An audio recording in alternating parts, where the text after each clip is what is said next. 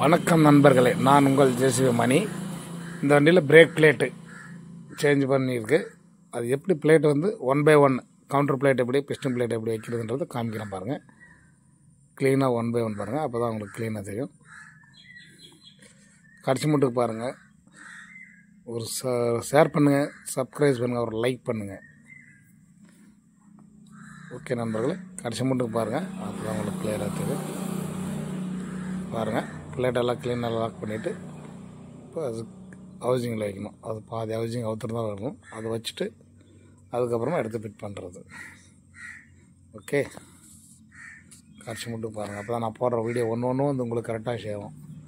ஒரு சப்ஸ்கிரைப் பண்ணிங்கன்னா உங்களுக்கு கரெக்டாக ஒரு வீடியோவும் கண்டினியூ வந்துனே இருக்கும்.